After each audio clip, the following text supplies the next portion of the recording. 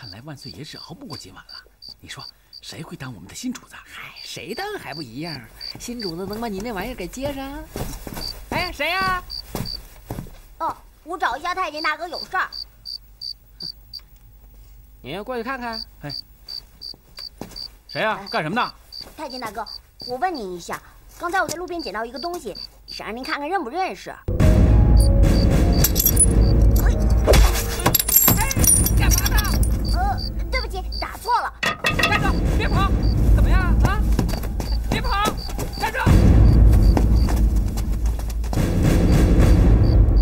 走。还是你的办法管用。他又醒了。哎呦呵！走，过来呀！还愣着干什么呀？搬啊！赶快搬！再转，再转转。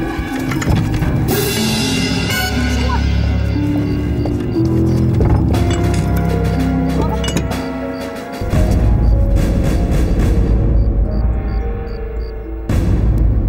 我干过，我放药。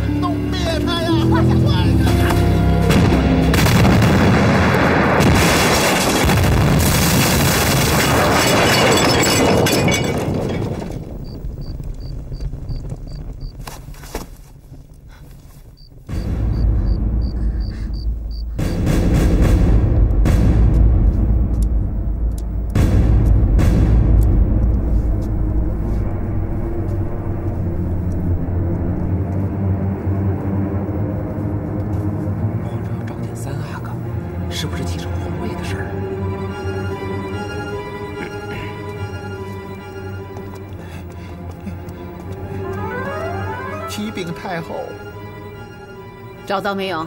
找到了。他在哪里？在坤宁宫。他在干什么？他说。他点了红衣大炮，把垫脚给轰下来了，还把祭天的神杆也给轰断了。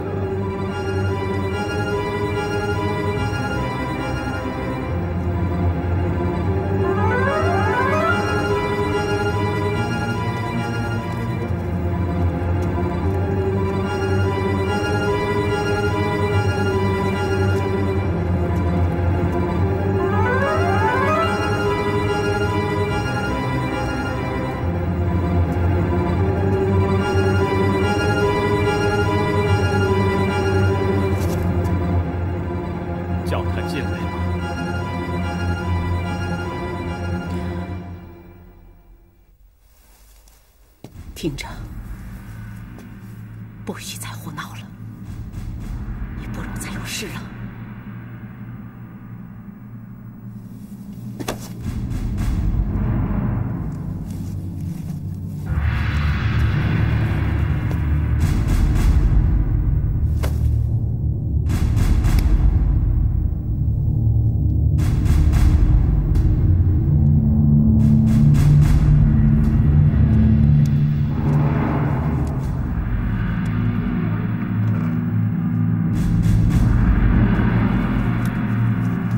这种时候还在捣乱，居然把祭天神杆都给轰下来了，不祥之兆啊！看来三阿哥没希望了。哼，未必。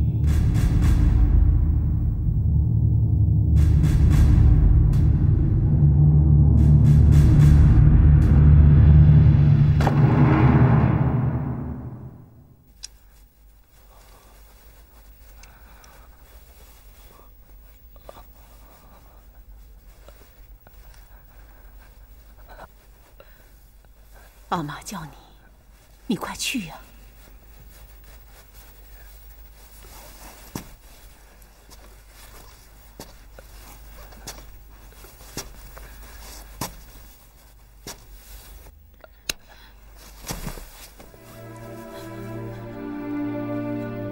阿妈知道你的小心，对不起，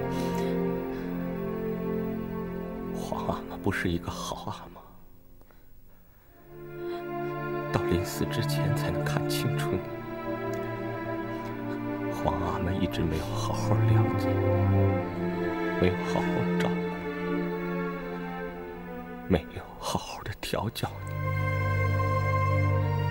阿妈知道你放炮不是因为玩耍，也不是因为任性，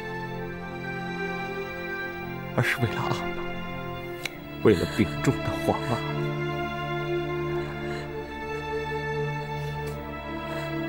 因为你知道，杀破狼3星入庙是帝王大凶之相，所以你想把他轰下来，救你阿玛，对吗？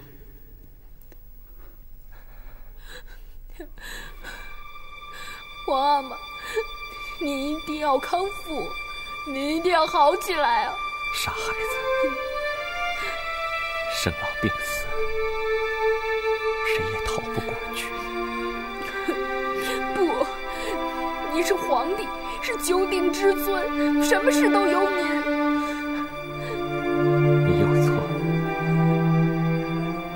作为皇帝，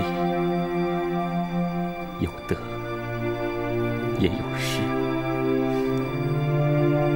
可是失的，总要比得的多得多。雪莉，你要记住，皇帝不是治天下，而是治于天下。水能载舟，亦能覆舟，百姓才是你的主子。 明白，玄也明白。好儿子，委屈你了。阿妈知道你不想当皇帝，你是天上的一只飞鹰，是属于我们关外白山上的飞鹰。 而不是饲养在宫里的猎鹰。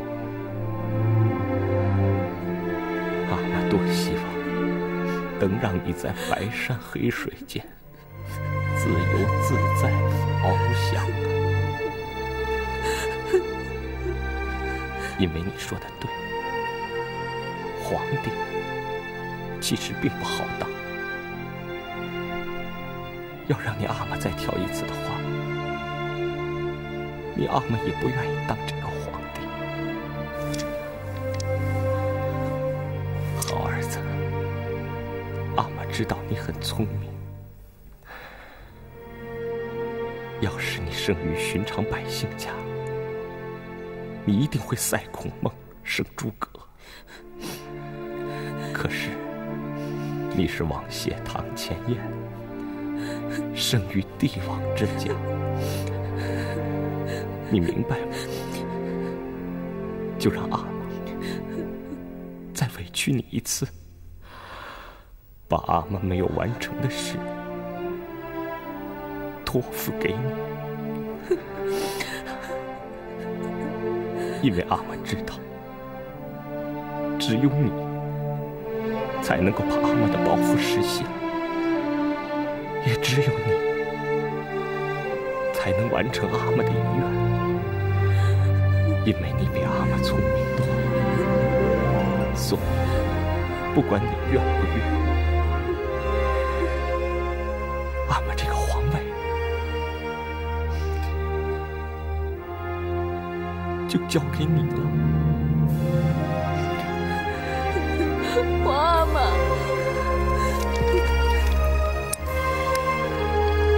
雪莉，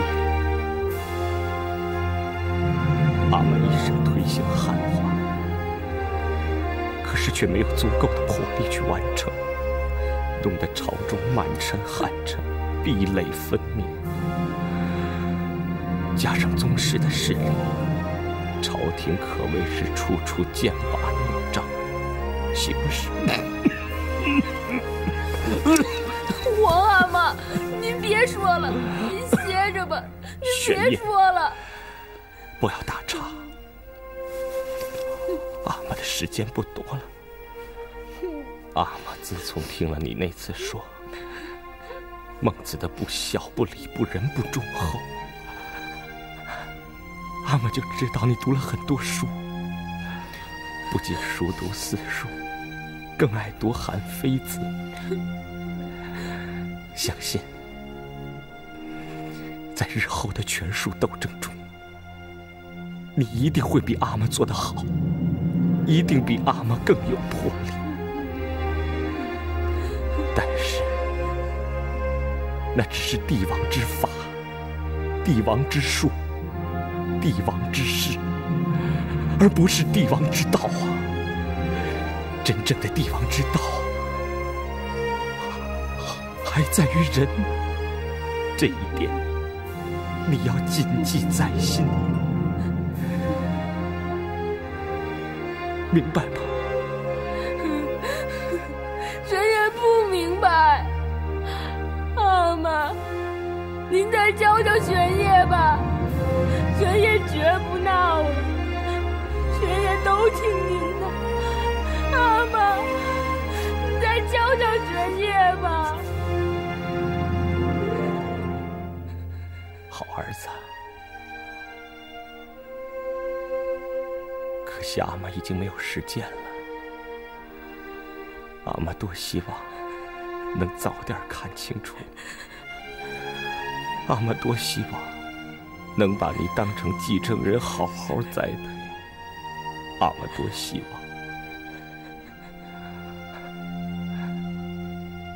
望，阿玛多希望做个好皇帝呀！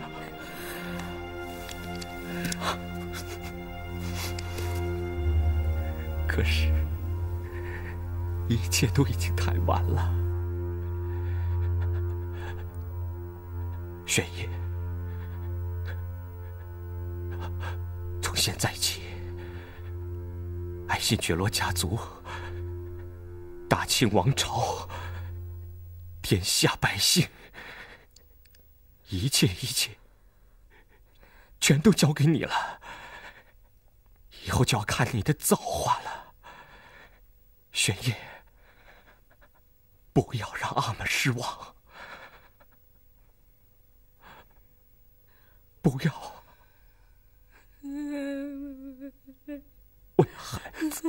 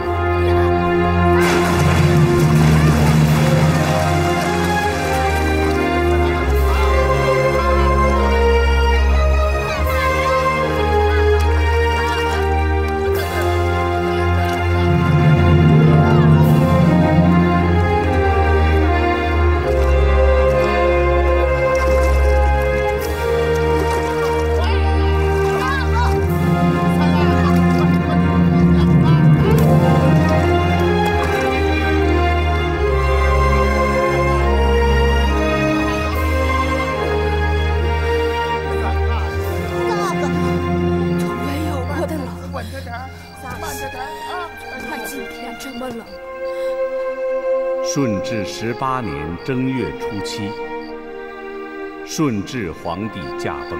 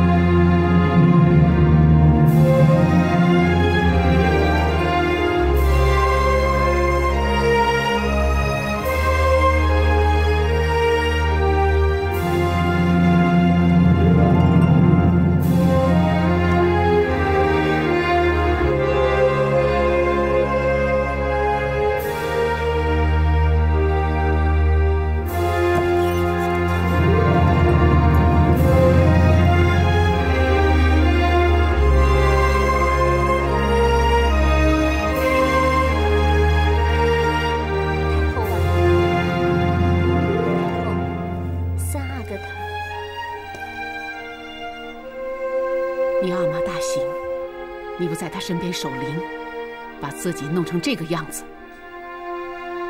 成何体统？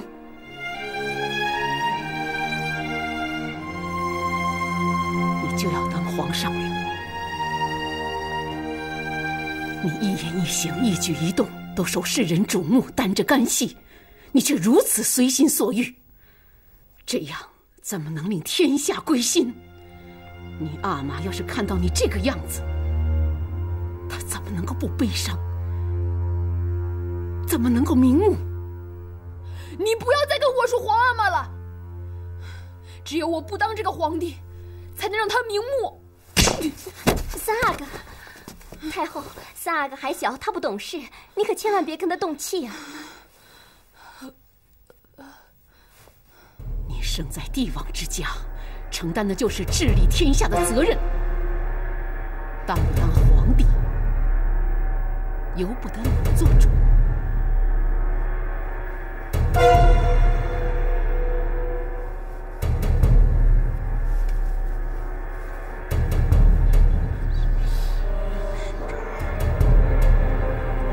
梁公公，太后怎么还不来？回王爷，太后正在更换素服，请王爷稍后。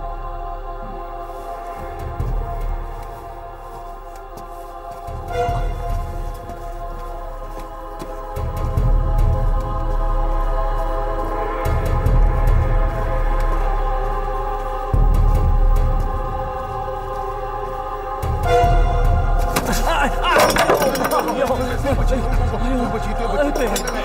心，王爷没事，哎呀，真是对不起呀！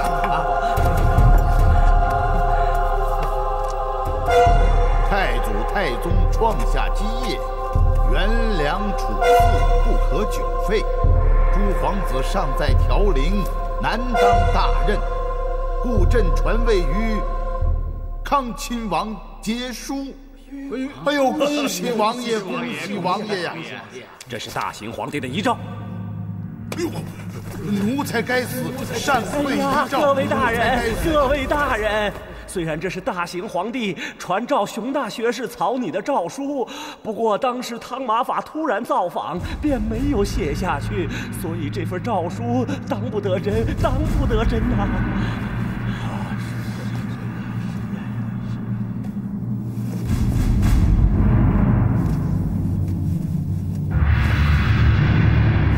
亲王，大行皇帝独具慧眼，传位于你，真乃社稷之福啊！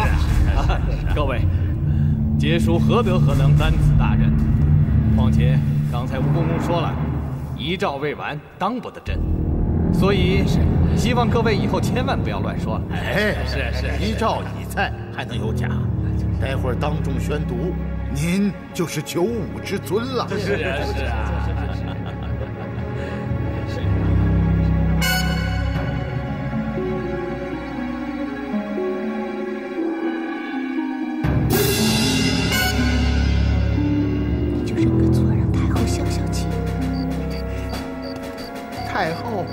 太后，大事不好了！什么事啊？慌慌张张的。回太后，刚才吴良府吴公公把大行皇帝的遗物拿到乾清宫时，调出一份未完的遗诏，让简亲王简起读出，说是传位给康亲王。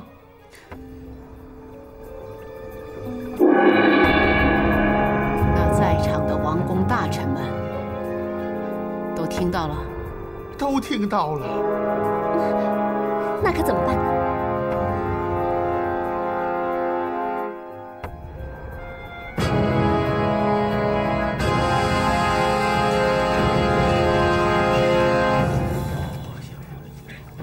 奉太后懿旨，为免皇子公主、诸位王公大臣过度悲伤，着令乾清门前散去。这。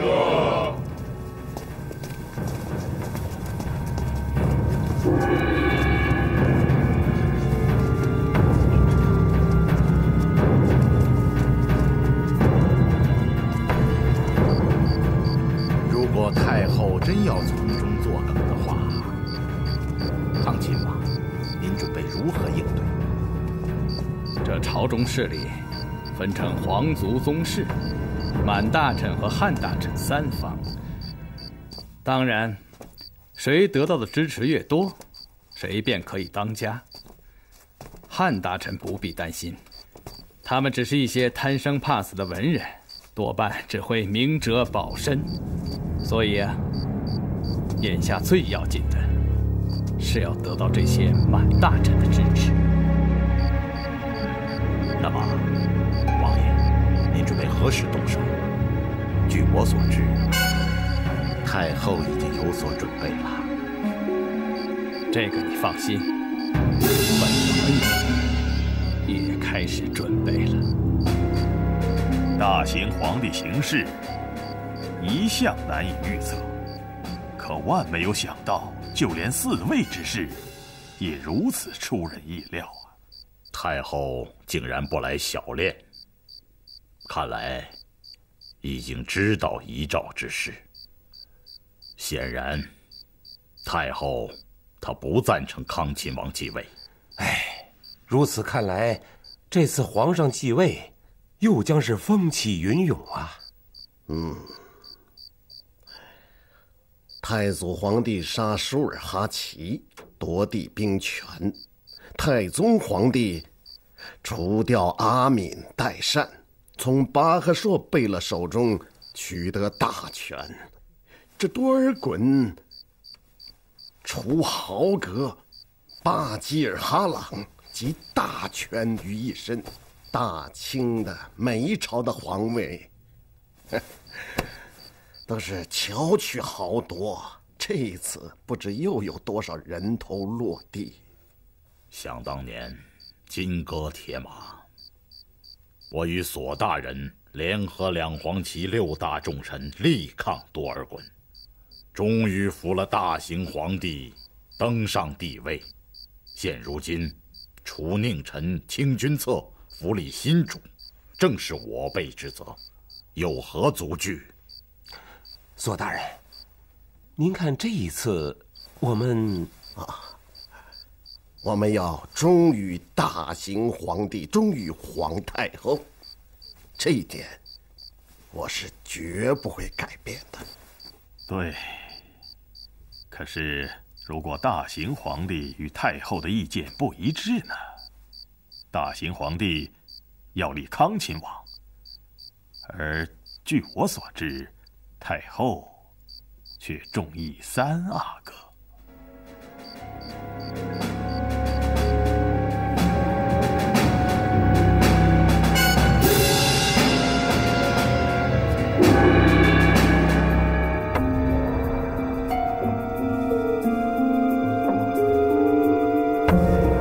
皇位之争风急浪涌，一不留神押错宝，那就要9代伏诛，死无葬身之地呀！我看呐，还是置身事外为妙啊！不对，完全不对。怎么不对？我们都是朝廷重臣，不可能置身事外。要三缄其口，只会两面不讨好，被视为不忠。那该如何？从来，危机就是契机，只要把握得准确，我们就能够变不利为有利，更上一层楼。又有何难呢？这能不能更上一层楼，老夫从来不计较。在我的心里，那只有一个字：忠。对，就是忠。忠于大行皇帝是忠，忠于太后也是忠。你们说了半天的忠，那我要问问，你们说咱们该怎么个忠法？应该是忠于大清。这话怎么讲？敖大人，我问你，满汉一家，你有什么看法？满就是满，汉就是汉，谈何一家？三位大人可能忘了，三阿哥的母亲同妃娘娘可就是汉人哦。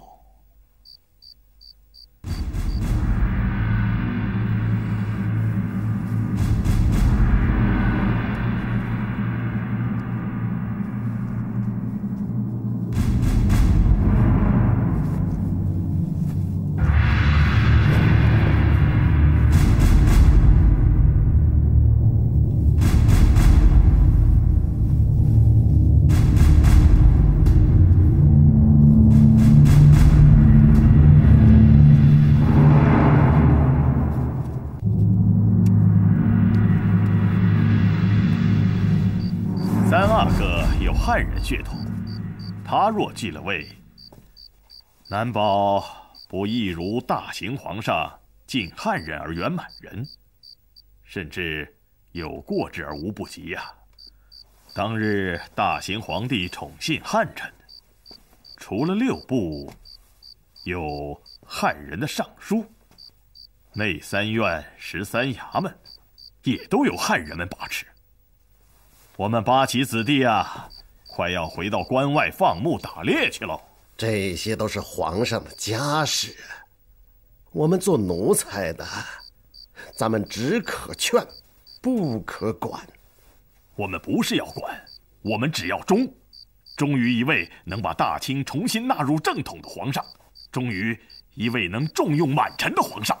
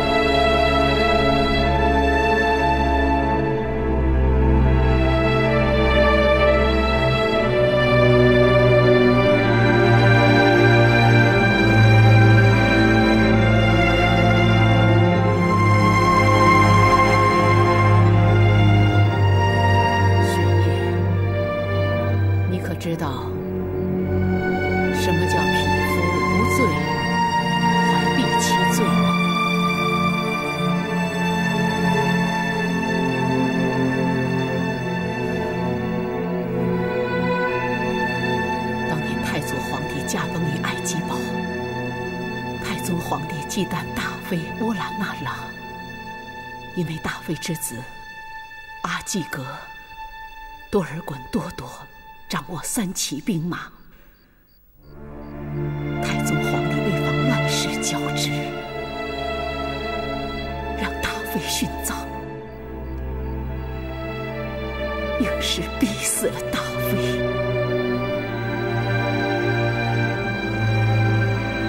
惨了，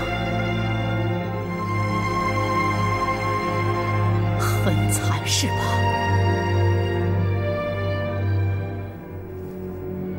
可是自古帝王家的历史都是用血和泪写成，所不同的是用自己的血泪，还是用别人的血和泪。今天你不想当皇上，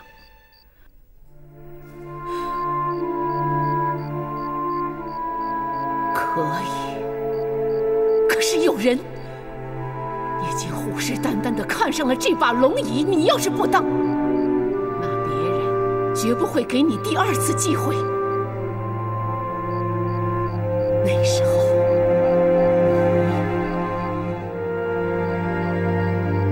你皇额娘还有皇太后都免不了一死。为什么？为什么会这样？我讨厌，我憎恶这些。如果当了皇帝，结果就是这样。我宁愿永远不当这个皇帝。孩子，有办法，而且是唯一的办法，可以让你改变这一切。什么办法？就是掌握权力，把生杀大权拿过来。杀不杀对方，由你继承皇位，是你皇阿玛一生中对你唯一的请求，唯一的托付。现在你的命，我的命，我们全家人的命都握在你的手里。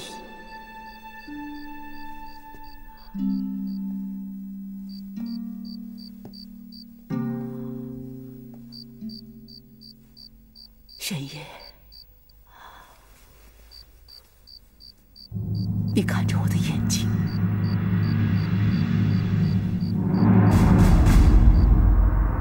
我最后一次问你，如果你实在不想当皇上，我不会勉强你了。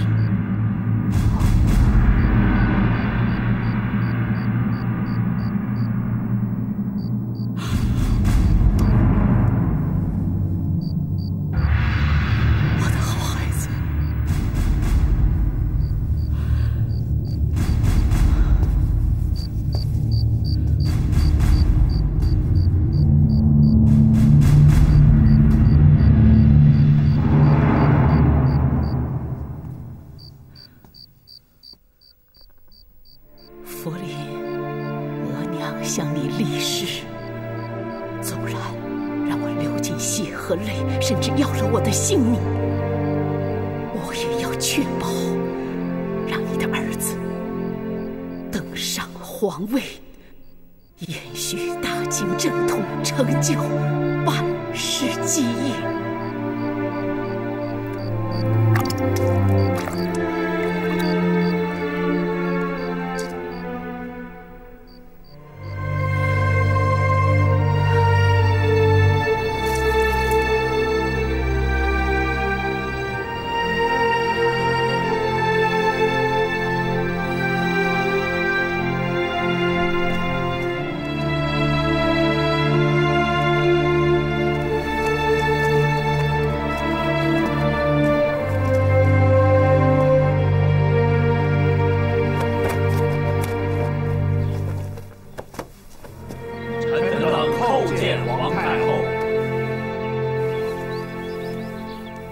起来吧，谢太后。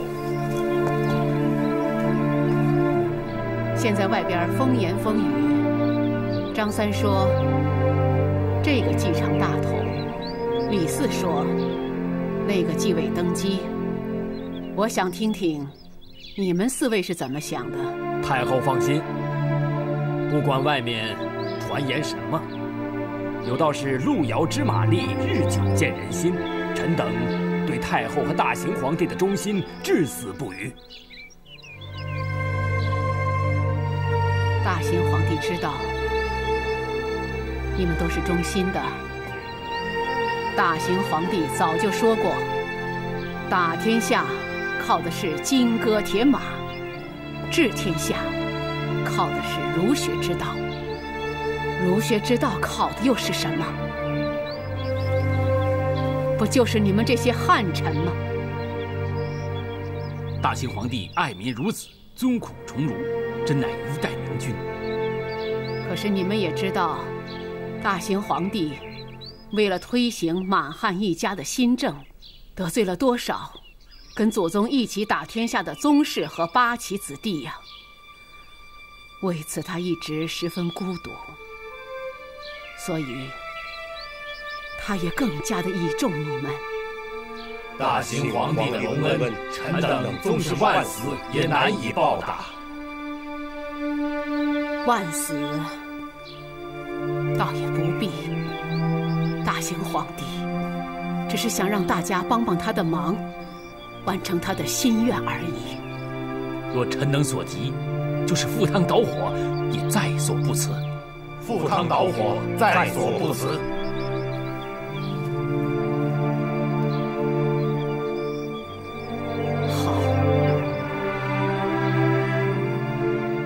好，有你们这句话，那就好。大行皇帝临终的遗诏，就是让继位的新君继续推行他的新政。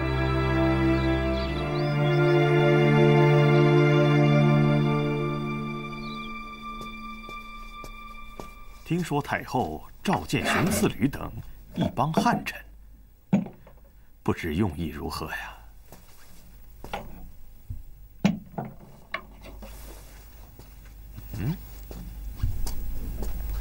楚河汉界，王爷这么快就让小兵过河，不怕孤军深入，白白送死吗？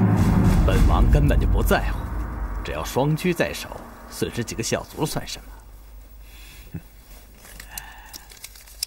满臣这边倒是已经给稳住了，只是皇族宗室这一方，安亲王乐乐德高望重，一呼百应。况且他素来都站在太后这边，恐怕不好对付啊。将军，纵然是王，也有被将的时候。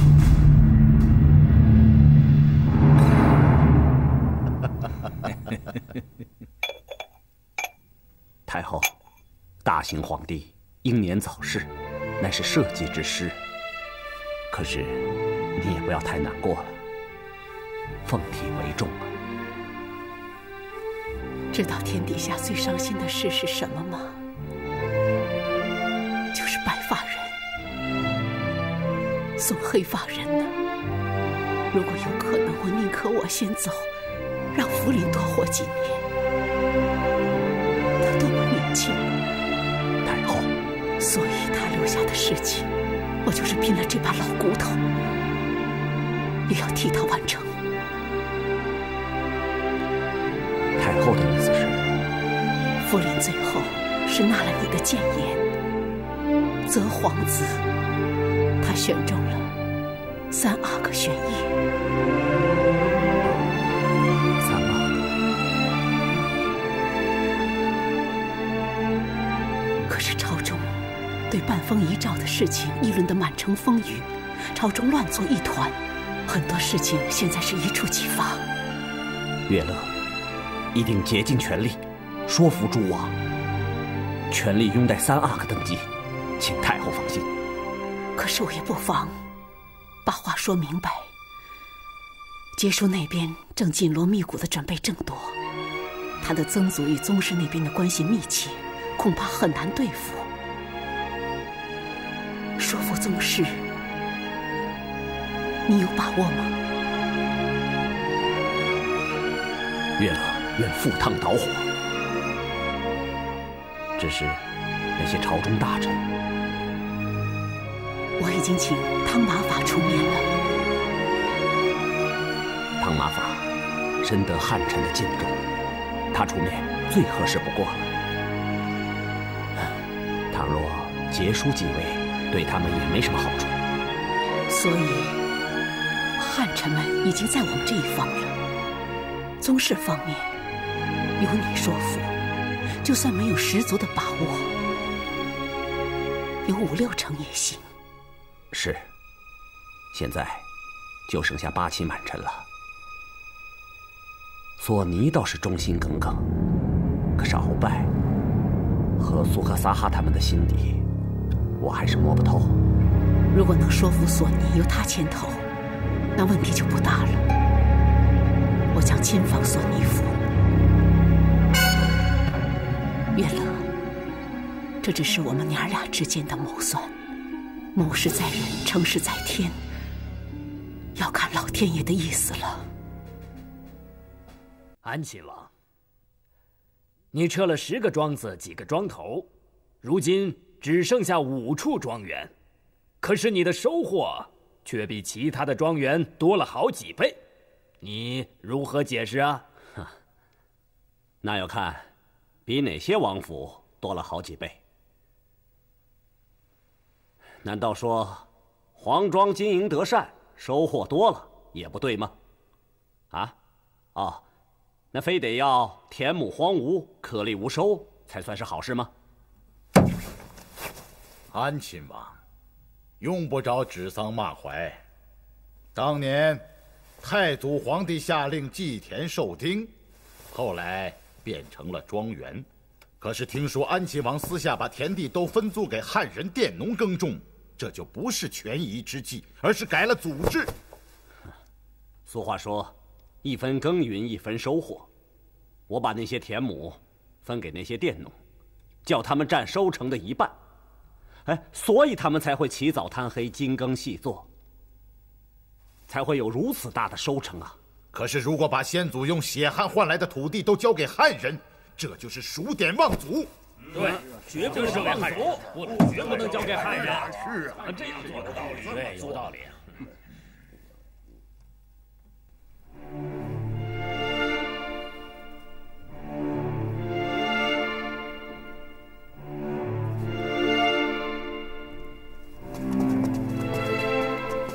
叩见3阿哥。3哥哥吉祥。3哥哥，你在干什么呢？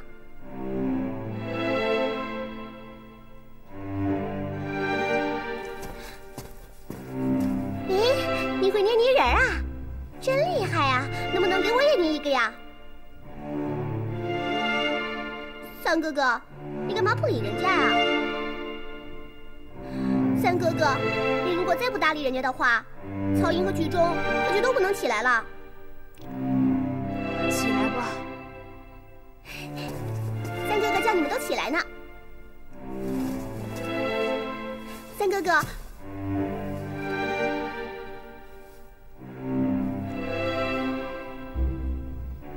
这个泥人不会说话，不能小事儿。任由人家摆布，光靠一张脸吓唬别人，有什么可怕的？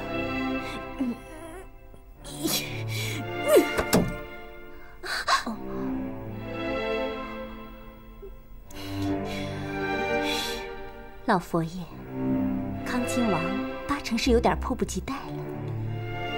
看来他们已经动手了。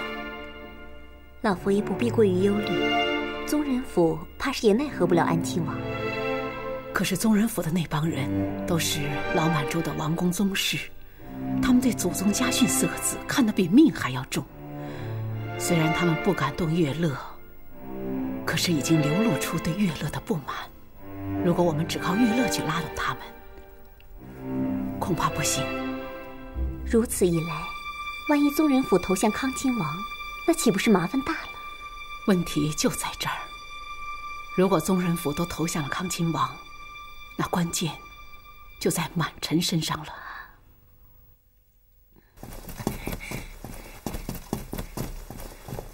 启奏太后。怎么了？奴才刚刚听到一个消息，同安水师总兵施琅在泉州湾击败了郑成功部下的水师。好，郑成功一直欺我水师薄弱，施琅立了大功，应该犒赏他。听说康亲王已经在教场犒赏八旗了。施琅所统辖的是汉军陆营水师，与八旗何干？为什么要犒赏他们？受益的不是八旗，是康亲王。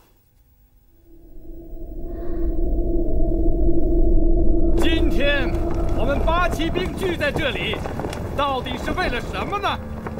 我现在告诉你们，这江山是你们打下来的，这京城是你们打下来的，这个国家是你们的，你们自然有责任捍卫我们的领土。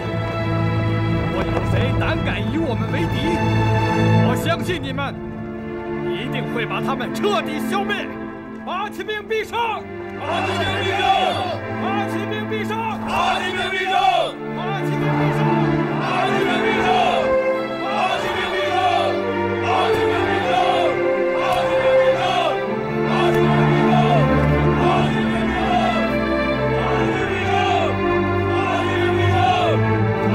八旗兵必胜！八旗兵必胜！八旗兵必胜！八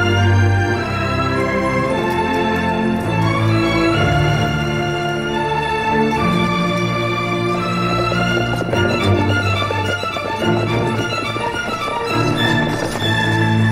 必胜！八旗兵必胜！似乎都已站到康亲王一边，宗室方面也是，我们只有汉臣的支持，三方只得其一，现在可怎么办呢？梁九公，奴才在。备教。这太后要去索尼府，这是最后的机会。如果能把索尼搬过来，事情还有周旋的余地，还有一分胜算。快点打！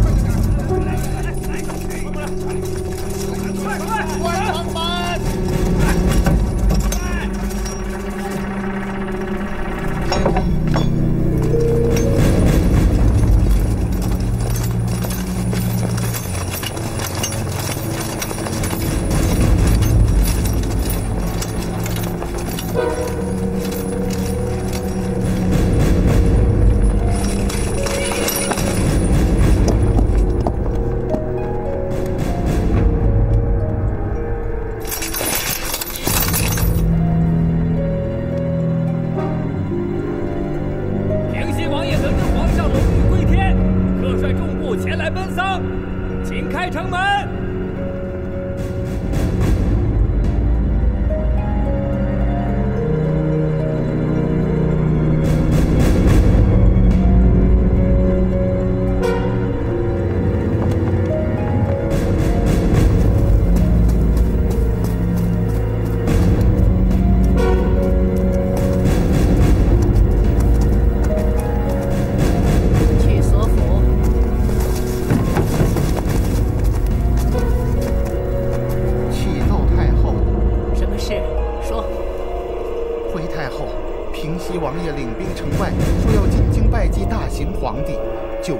劝阻无效，内阁九卿汉瞻科道，反汉文武大臣纷纷上奏，请太后做主。去索府。太后，索大人已不在府中了。他去了哪里？在武英殿，正和王公宗室、满汉大臣商议应付平西王的办法。谁召他去的？康亲王。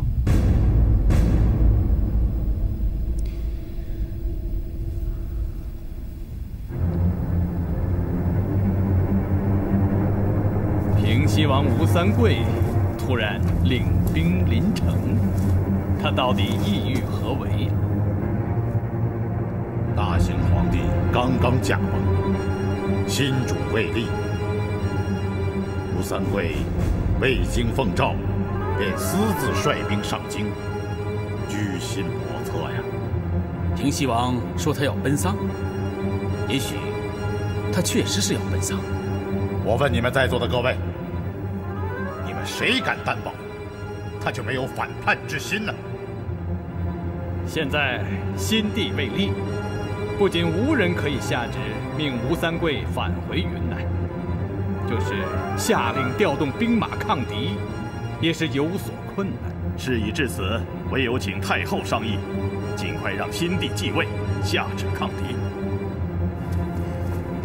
禀太后，诸位王爷和大臣再三催促，要请太后商议立新君和抗吴王一事。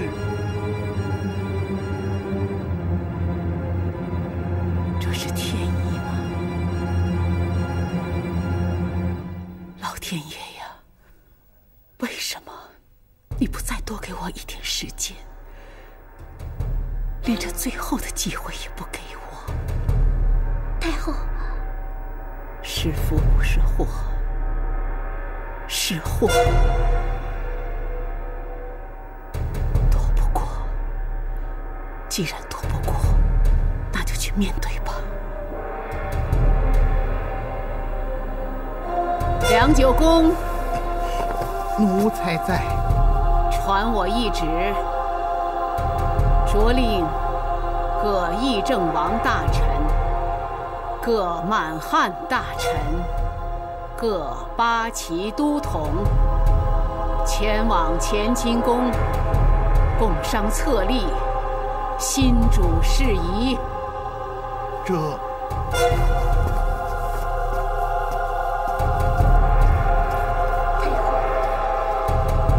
把玄烨带到我这儿来。领旨。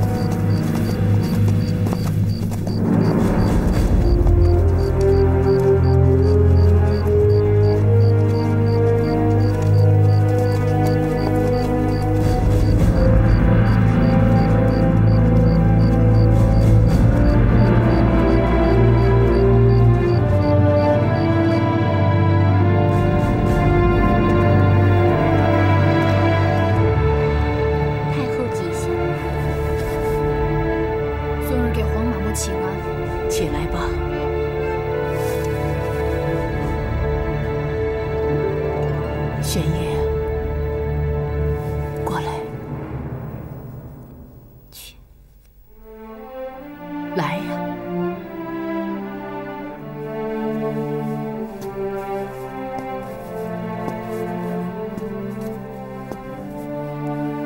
黄妈妈问你，如果船翻了，你该怎么办呢？船翻了，那还不赶快逃命？没错。记住，船翻了就赶快逃命。黄妈妈，一会儿我们就要上一条船，这船是不是稳当？我们有把握，万一翻了，就赶快逃命。黄嬷嬷，玄烨不怕，玄烨也绝对不会一个人逃命的。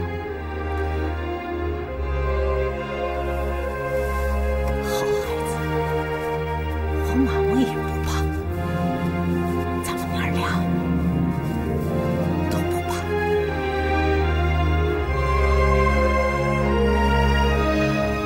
走吧。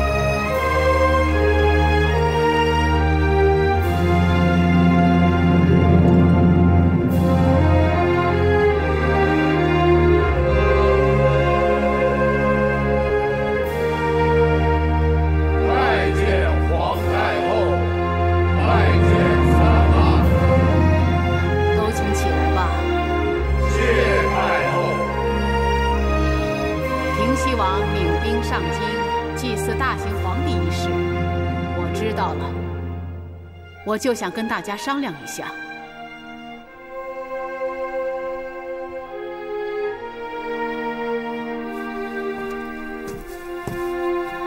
禀太后，这三番拥兵自重，平西王私下调兵，居心叵测。以奴才之见，必须给予重罚，以警四方。臣有话说。说吧。平西王平乱有功，一向对朝廷忠心耿耿。大行皇帝龙驭归天，事出突然，平西王悲痛万分，情急之下领兵北上祭祀，实为情有可原，并非谋逆之心。禀太后，兵临城下乃国家大计，按大清律例，藩王领兵离藩，须有兵部守御。平西王确有违纪。禀太后，平西王虽未奉诏上京，却以祭祀为名，实为上应天，下应民。若妄加罚罪，恐怕民心不归。那乐乐，你说说。这平西王私动兵马，与法不合，但念其之来祭奠大行皇帝，有情可原。若加以惩罚，一则恐招民臣非议，二则如有反心，反倒受人以柄。臣以为处罚绝非上策。就这样吧。下旨训斥平西王私动兵马，但念他是一番忠心，就让他们在城外拜祭一番，让他马上带兵回藩。我和西柱，臣在。带领你们的人调动城西封建营的兵马，立刻从西门出发，有备无患，以防万一。这。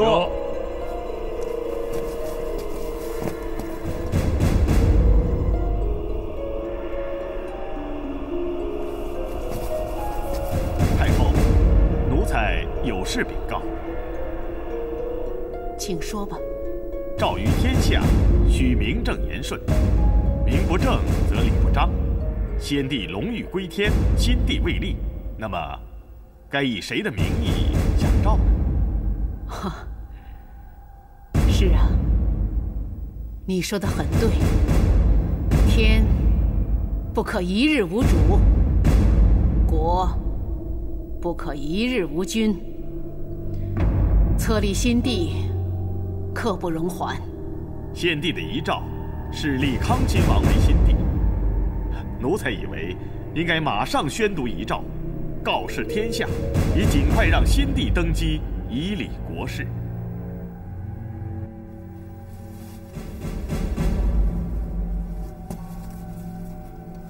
是康亲王吗？那是大行皇帝先前的遗旨，而且是草议，并非最终的决断。最终的决断是立玄烨为新帝。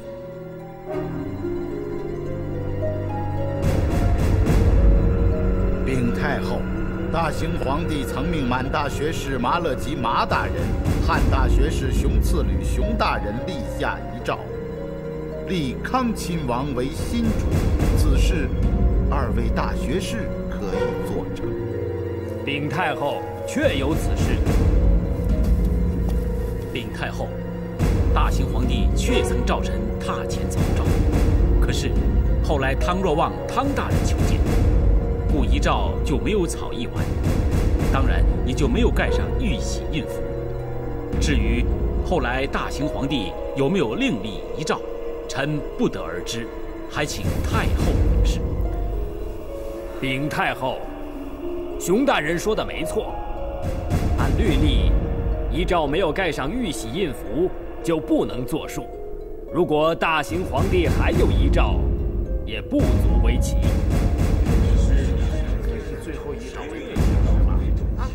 启禀太后，纵然遗诏只有一半，但是有2位大学士证明他是出自大行皇帝之意。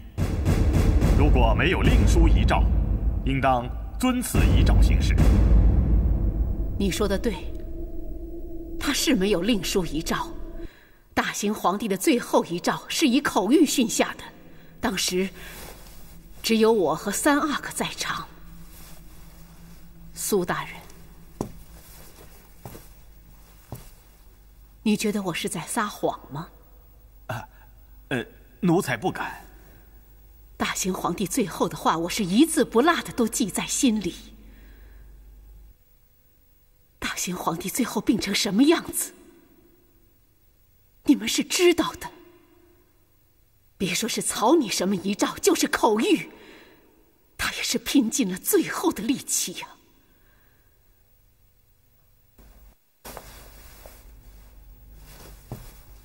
大行皇帝向我交代完这件事情，这一件他最放心不下的事情，就驾驭归天了。册立新帝是社宗大计，是像天一样大的事情。难道我这个大清国的皇太后敢冒天下之大不韪来篡改我儿子的遗旨吗？是，我眼下是拿不出什么遗诏来。如果要我拿出来，那就只有一个办法，让大行皇帝死而复生。不，那就让我追随大行皇帝而去，向他讨回遗诏。太后，奴才对太后没有半点疑心，只是什么？只是三阿哥才华横溢，德广志高，处事出人意表，奴才深感钦佩。可是大行皇帝从未在奴才等人面前传出让三阿哥继位之事。太后所言事出突然，奴才有所失言，冒犯了太后，请太后恕罪。起来吧。谢太后。太后，苏大人所言甚是啊！而且除了太宗皇帝促仕盛京，没有留下继位人选之外，一直以来，为了避免戏强夺功之祸，都是先皇留下遗诏，指定继位新帝。当众宣读，这是祖宗的法规呀！禀太后，祖宗之法不能改呀！是啊，不能改呀！祖宗之法不可更改呀！三思啊！哼，你们这么没完没了的纠缠下去，什么时候才是个完呢？安亲王乐乐，你说该怎么办呢？太后，当断得断。我也想断，怎么个断法？手写的是遗诏，口说的也是遗诏，你说是不是啊，康亲王？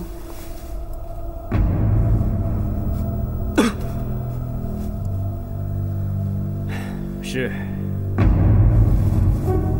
你说呢，乐乐？臣深以为然。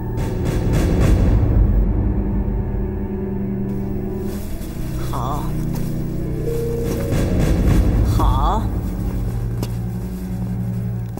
就连安亲王和康亲王这样德高望重的人，都认为立三阿哥为太子，就是大行皇帝最后的遗诏。那就这么定了。禀太后，依照祖宗定制，大清皇帝应由满人继承。可是三阿哥他……你们一会儿是祖宗的法规，一会儿又说是祖宗的定制。那我想请问，在祖宗的法规里有哪一条规定，有汉人血统的王子不能继承皇位呢？我看你胸襟实在是太狭窄了，总是满人汉人的分不开。你不是要跟我说说祖宗的规矩吗？好，那我就跟你说说祖宗的规矩吧。苏克萨哈，你学问好，来指教一下我这个老太婆吧。奴才不敢。告诉我，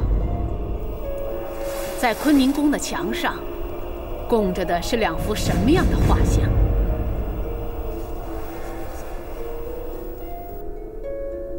韦太后，北墙上挂的是3仙女像，小仙女佛库伦和2个姐姐到布勒湖洗浴。浴后上岸，有一只神鸟把一颗鲜红的果子衔放在仙女们的衣服上。小仙女在穿衣服时，把鲜果含在嘴里，不小心吞下，生下了孩子。传说那就是我们满族人的先祖布库里雍信。那西墙上的呢？西墙上是什么？是王爹王妈像。谁是王爹王妈？回太后，以前爱新觉罗氏族和其他部落战斗，几乎灭绝，只逃出先祖范查。范查身陷绝境，幸得一对做豆腐的汉人老夫妇相救，得以安身立命，繁衍子孙，创立了满清的大业。这对老夫妇就是王爹王妈。好啊，照你这么说，没有汉人的帮助，就没有我大清王朝的今天。我爱新觉罗的祖宗都告诉你们，以示不忘本，让我们每天来拜祭。那我想请问，如果我们的先祖还活着的话，他们会反对有汉人血统的3阿哥继承皇位吗？皇太后圣明，满汉一家从来都是大行皇帝的心愿。臣愿竭尽全力协助新主推行新政。臣等愿全力协助新主继续推行新政。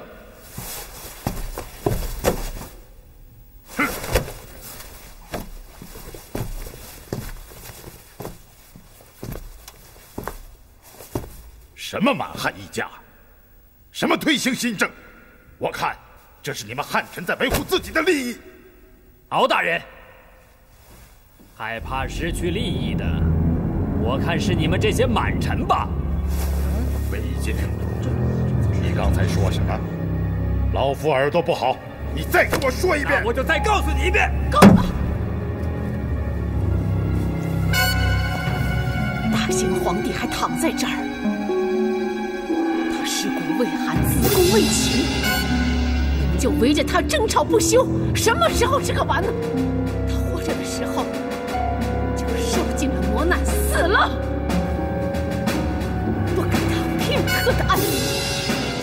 大行皇帝临驾崩前，顾及的就是国事，在他生命的最后一刻，他还在悔疚。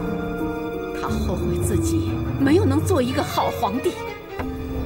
3阿哥年幼，他本来是要立摄政王大臣，可是你们都是老臣了，有些话我不瞒你们，他怕身边又出现一个多尔衮，所以大行皇帝的遗旨是立辅政大臣，在满臣中挑4名辅臣，在3阿哥没有亲政以前，以朱批代替新帝和批奏章，主理朝事。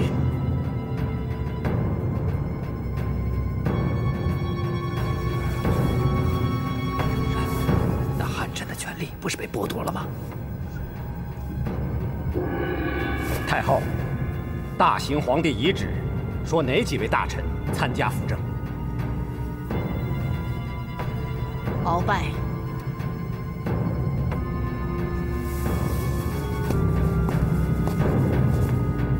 臣在。你有勇有谋，屡屡战屡胜，从巴雅拉壮达从征，你就是由参将晋升为2等公。大行皇帝授予你是议政大臣，你可是我们满清的第1勇士，你是巴图鲁，所以大行皇帝他授予你是4辅臣之一，你要好好辅政。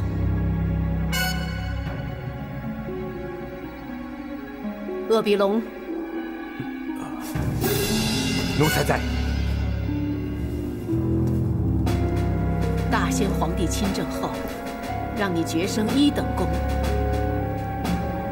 又授你为议政大臣，着领侍卫内大臣，再加上太傅、太子、太保，可见大行皇帝对你之器重，所以特设你为4辅臣之3。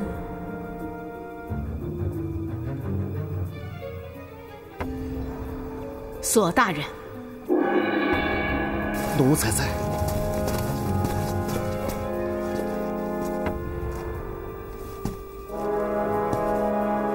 索大人，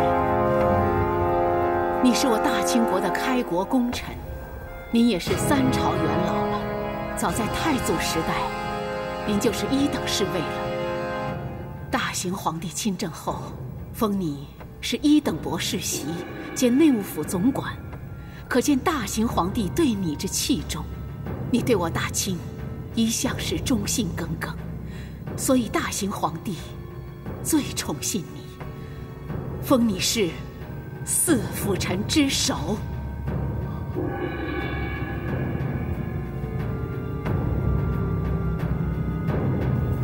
至于4辅臣之2，大行皇帝的遗旨是苏克萨哈。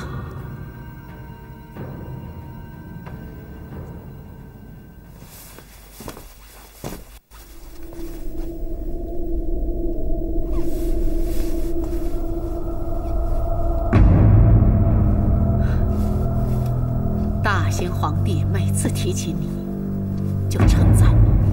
在我们满臣中，少有你这样精通汉满蒙3文的。你的胸襟和辩才，堪称朝中之首。所以，他授你是4辅臣之2。其实我知道，辅臣也是件吃力不讨好的事情，就跟当皇上没有什么区别。大行皇帝日理万机，终于熬出病来，才24岁便去了。他本来是想给你们更多的赐封，可是已经没有赐封的余地了。你们想想，掌朱批之权，就是代皇上行使皇权了。以前历代的皇帝有赐给自己臣子这么高的权力吗？以前没有，以后也绝不会有。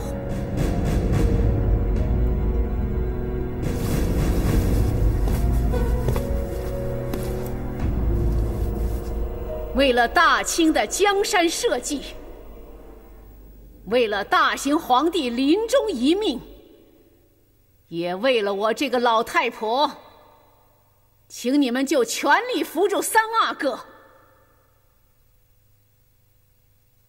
请不要再推辞了。启禀太后，辅臣摄政，前无先例。臣请按照太祖定下之祖规，巴克说贝勒共理国政，以宗室贝勒亲王巴其旗主为主，共掌国政。对，该当如此，该当如此啊！其实，大行皇帝不想让亲王们重蹈多尔衮的覆辙，所以在他的遗诏里，没有安排宗室皇族。这不行啊，不行！依我看，咱们大清王朝的江山，都是你们这些亲王贝勒贝子们浴血奋战打下来的，没有你们管理国家不行。安亲王乐乐、康亲王杰叔，你们俩挑头，在亲王贝勒里挑选几个，和四辅臣一起组成议政王大臣，共辅幼主。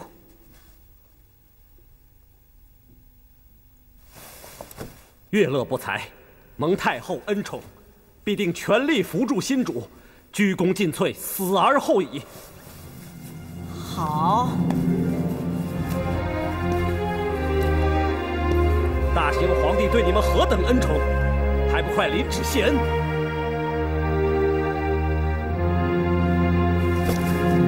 索尼领旨，谢皇太后和大行皇帝的恩典，臣自当尽忠尽责，全力扶助新主。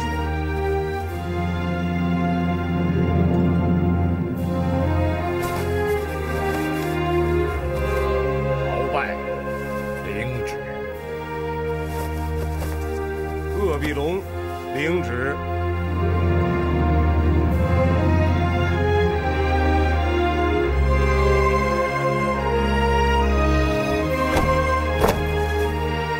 苏克萨哈，领旨。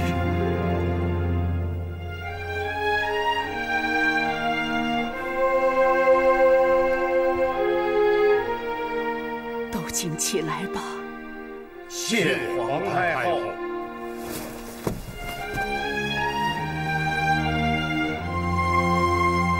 请新主登基。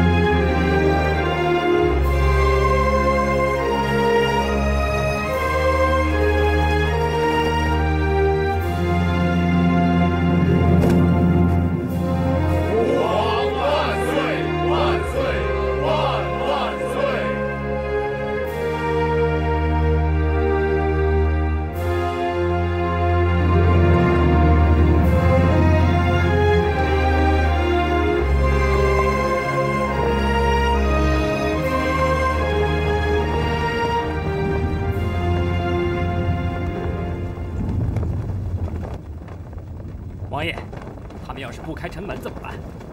我们是来祭祀大行皇帝的，不管怎样，他们也得给我们一个说法，不然就是不忠不孝。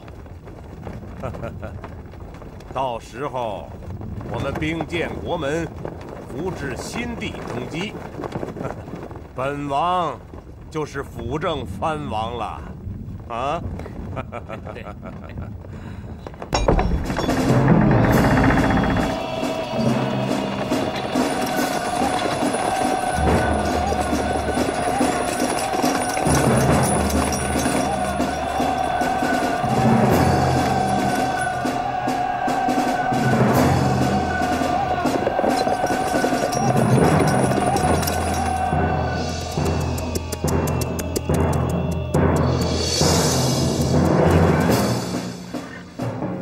圣上口谕：平西王吴三桂私动兵马，擅离职守，本应严惩。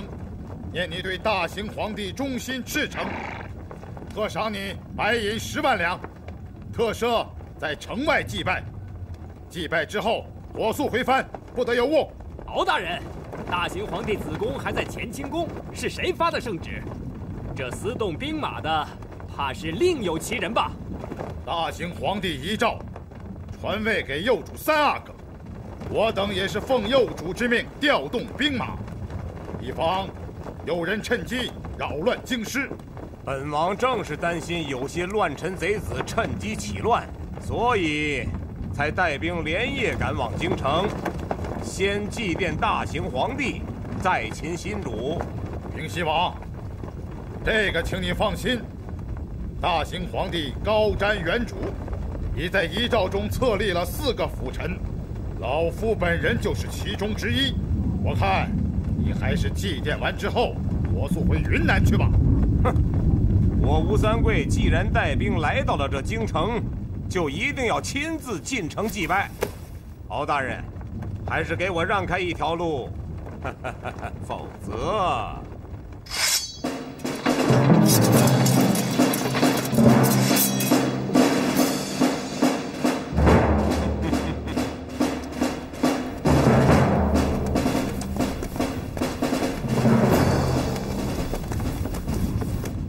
皇上驾到！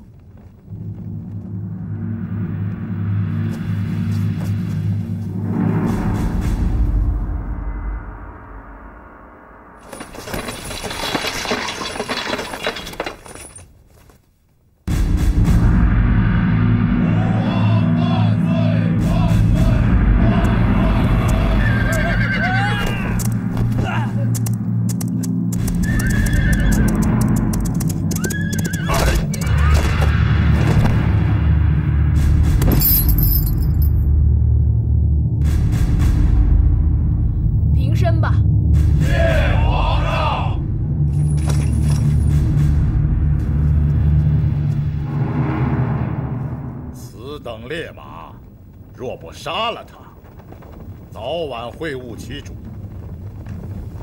王爷，你说对不对？王臣服，还不快谢过敖大人的杀马之恩？那倒不必了。平西王，你见了皇上不下跪，这可是杀头之罪呀！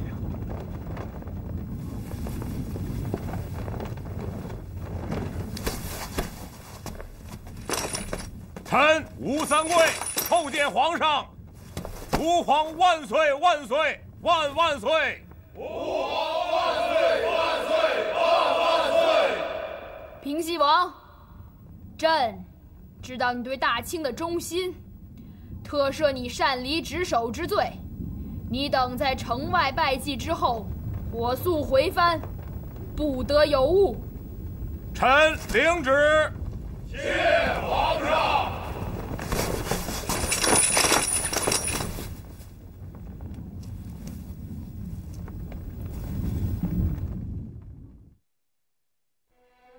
英雄美女自古长一对，搬不动是非是与非。明月起的风，长夜相随，谁想谁，谁又忘了谁？一群沼泽。江水，为了爱，有人愿受罪，心好累，好累，有思念频频举起杯。